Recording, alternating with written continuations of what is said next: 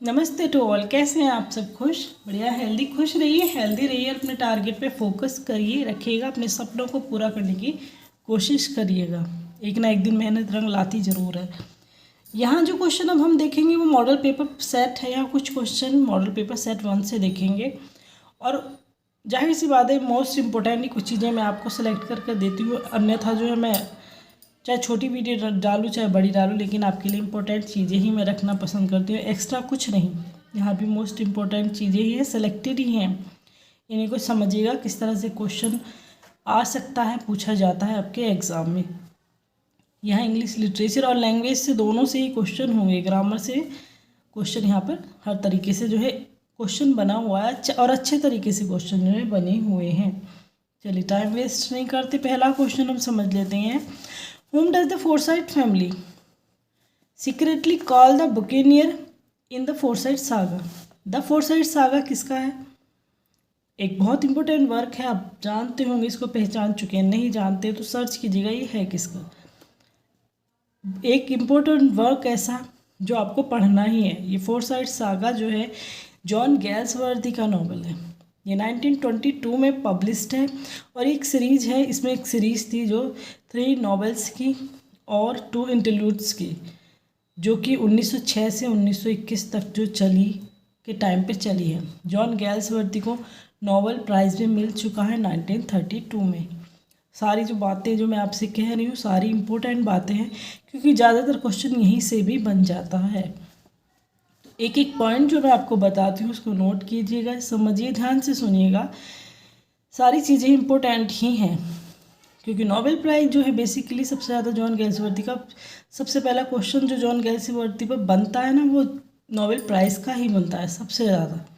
फिर बाकी चीज़ें बाद में आती चली जाती है, पर नोबेल प्राइज़ इनका पता होना बहुत ज़रूरी होता है। चलिएगा, फोरसाइट फैमिली जो दिखाई गई है फोरसाइट सागा में, वो बक्यूनियर किसको कहती थी? जैसे चुपचाप नाम लेते हैं, किसी का नाम बिगड़ना है, कुछ कहना, बेसिकली क्या नाम मीनिंग होता है बक्यूनियर का? जो जहाजी डकैत होते हैं, जहाजी डकैत इसका मीनिंग होता है। तो एक चीज़ आप देखिएगा, यहाँ पर ऑप्शन 4 दिए हैं, Montague Dartie, Philip Bosinney, Joel and Forsyte, Val Dartie. तो जब बेसिकली हम लोग भी किसी का नाम बिगाड़ देते हैं, होता है दिमाग में खुरापात उठती है इतनी, तो ज़्यादातर उसके नाम से मिलता जुलता ही हम लोग किसी का नाम बिगाड़ेंगे। बचपन में हम लोग तो बहुत करते थे, बहुत चीज़ें करते थे। आजकल का तो कोई फैशन है नहीं। पहले लोगों को देखिएगा कि सबके नाम जो है बिगड़े हुए मिलेंगे, सबके नाम यहाँ भी जो आज तक भी जैसे बिगड़े हुए नाम ज़्यादा रहते थे, सबके नाम बिगाड़ बिगाड़ कर कुछ का कुछ चल जाता है, वो चलता है, बुढ़ापे तक वही नाम चल रहा है। तो ये जो फोरसाइट फैमिली थी, इसने फिलिप बोसेनो, ये ब इसी से रिलेटेड ये वर्ड आपको मिलेगा एग्ज़ाम में। बोसिनो से बुकेनियर उनको कहते थे। फिलिप फोरसाइट फैमिली ने उनका नाम क्या बिगाड़ा था? तो ऑप्शन बी जो है वो सही होगा। फिलिप बोसेनियो मीन्स द बुकेनियर, इन्होंने इसका नाम जो है सीक्रेटली इसको बुलाते थे। नेक्स्ट क्वेश्चन है, थोड़ा लंबा है, लेकिन मैं हमेशा कहती हूँ कि अपने मतलब की चीज़ें सेलेक्ट कर लो, जो चीज़ें आपको जो है समझ में आ रही मतलब कि आपकी हैं। फिर भी क्वेश्चन पढ़ते हैं। हु सेड, किसने कहा है लेसिडास? लेसिडास किसका है? आपको पता होना चाहिए लेसिडास है किसका, कमेंट करके बता सकते हैं। Lycidas is the touchstone of test the 18th century. Criticism could not make anything of it. The verb form of the poem is a stumbling block to the common sense critic. तो यहाँ सीधा से आपको क्या लिखना है कि लेसिडास जो है वो टच स्टोन ऑफ टेस्ट किसने कहा है? तो टच स्टोन ऑफ टेस्ट जो कहा है वो मार्क पैटिसन ने कहा है लेसिडास के लिए।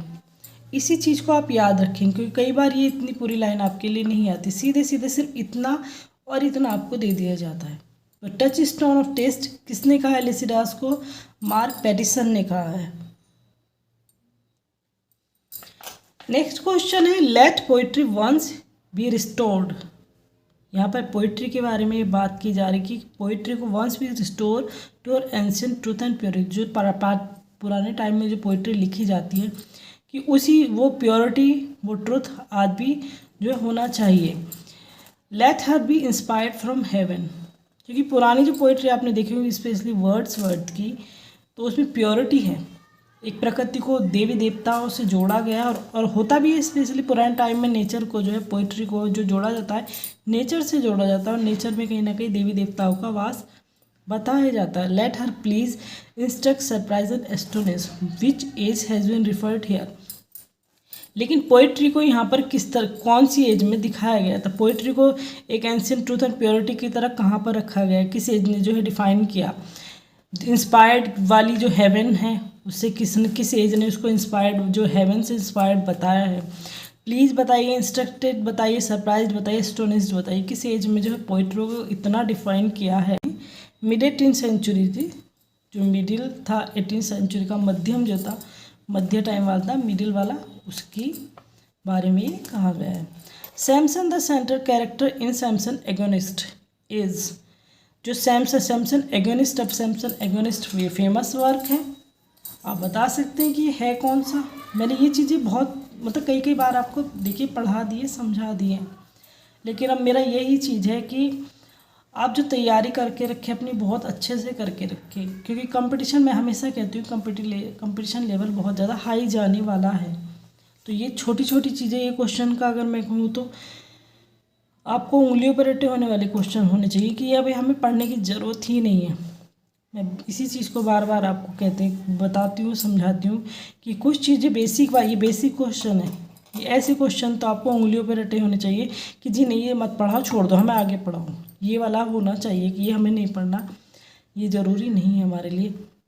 इस तरह से आप रेडी होने चाहिए कि मैंने ये क्वेश्चन बोला, ये क्वेश्चन देखते ही आपको इसका आंसर जो है पता होना चाहिए। सैमसन एगोनिस्ट का जो ये क्वेश्चन है, the Samson the central character in Samson agonist क्या है, कौन है? तो ये जो है ऑप्शन ए हैब्रू चैंपियन है सैमसन एगोनिस्ट में।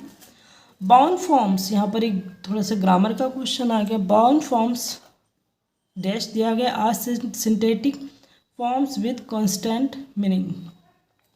जो बाउंड फॉर्म्स होती हैं इनका जो मीनिंग होता है, बाउंड फॉर्म्स में जो आंसर इसके अकॉर्डिंग आर मोर फॉर्म्स हैं।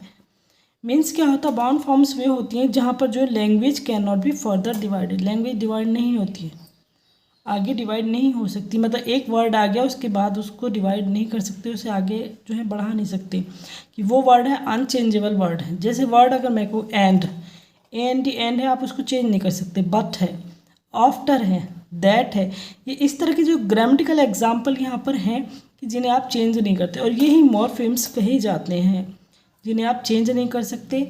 जैसे हमने कम से कमिंग बना दिया, और कमिंग से हम इनकमिंग बना दें तो इनकमिंग को चेंज नहीं किया जा सकता। एक वर्ड है कम प्लस आईएनजी, कमिंग बन गया, और कमिंग के आगे अगर हम प्रीफिक्स जो है इन लगा दें फिर वो इनकमिंग बन जाएगा, फिर आप उससे ज़्यादा उस वर्ड को जो है चेंज नहीं कर सकते। ये वर्ड जो जाता है मॉर्फेम्स में जाता है। Next question, identify the Shakespeare character who utters the following. No I will not weep, I have full cause of weeping, but this heart shall break into 100,000 flaws, or I'll weep, oh fool I shall go mad। ये जो line है किसने कही है? सीधा सा question है, easy सा क्वेश्चन है, क्योंकि ये रोना धोना जो चला है ज़्यादातर, जो एक ट्रेजेडी है, किंग लियर की जो है लाइनें यहाँ पर है। किंग लियर है किसका? एक इजी सा क्वेश्चन फिर से। चलिए, विलियम शेक्सपियर का ये प्ले है। Next basic question, which college did John Galsworthy attend? John Galsworthy ने कौन सा कॉलेज जो अटेंड किया था? तो सिंपल सी, फिर से वही चीज़ मैं बार बार सिंपल कहती हूँ, क्योंकि ये क्वेश्चन देखिए ज़्यादातर क्वेश्चन मैं आपको, ज़्यादा करके सारे क्वेश्चन मैं कई बार आपको जो है समझा चुकी हूँ, और मैं ये भी कह चुकी हूँ कि टीजीटी का जो सिलेबस है और इंग्लिश लिटरेचर का जो टीजीटी का है वो सारा कंप्लीट आपके पास है। जो आप पिछली वीडियो हैं उनको ही देख लीजिएगा, वहीं से आपके क्वेश्चन आने हैं।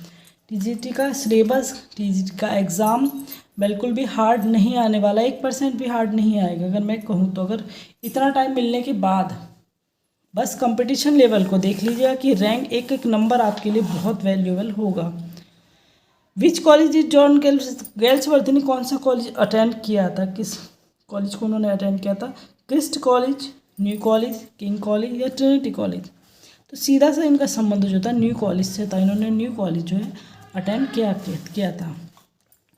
Homophones are pairs of words, ये क्वेश्चन बहुत आता है और ऐसा नहीं कि स्पेशली ये जो नेट टीजीटी पीजीटी इनमें ही आता है, या बेसिक 12th इंटर इनमें 12th में बीए वगैरह कहीं पर देख लीजिएगा, ये क्वेश्चन बहुत सबसे ज़्यादा पूछा जाता है कि होमोफोन्स होते क्या हैं, होमोफोन्स जो हैं ये होते क्या हैं।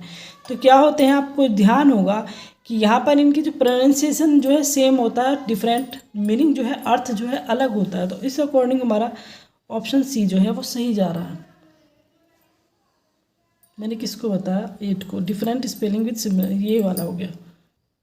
तो with same pronunciation but different meaning means अगर आप देखें बाय, ये बाय हो गया खरीदना, ये बाय हो गया द्वारा जो एक्टिव पैसिव में यूज़ करते हो, और ये बाय हो गया किसको जो कहते हैं ना बाय बाय करना, ये हो गया। स्पेलिंग चेंज है पर प्रोनाउंसिएशन जो है सेम है। बोलोगे आप इन्हें सबको बाय बाय बाय ही, तो ये होमोफोन्स में इस तरह के वर्ड जो है आते हैं। Next question, who opened the following words with the greatest poet and only after Shakespeare from Elizabethan to present time. किसने ये लाइन कही कि वर्ड्सवर्थ जो है मतलब ग्रेटेस्ट पोइट माना है शेक्सपियर के बाद में। तो किसकी लाइनें यहाँ पर हैं ये, तो ये जो कहा है मैथ्यू अर्नोल्ड ने कहा है, ऑप्शन ए सही है। Next question number 10, who said Shakespeare had nowhere written more than 6 consecutive line of good poetry. किसने कहा है Shakespeare had nowhere written more than 6 consecutive line of good, ये लाइन जो है किसकी कही है, तो ये डॉक्टर जॉनसन ही इनके एक थे, मीन्स यही कहने वाले थे ज़्यादातर इस तरह की, क्योंकि बेन जॉनसन जो है ज़्यादा तारीफ वगैरह में ही कहते थे, इनके कंटेम्प्रेरी हैं। डॉक्टर जॉनसन जो हैं वो अलग है, डॉक्टर सैमुअल जॉनसन, इन्होंने ये लाइन विलियम शेक्सपियर के लिए कही है। यहीं तक कुछ क्वेश्चन देख लेते हैं, इन्हीं को आप बता दीजिएगा कितना आपको समझ में आया, कितना आपको पसंद आया। Thanks a lot.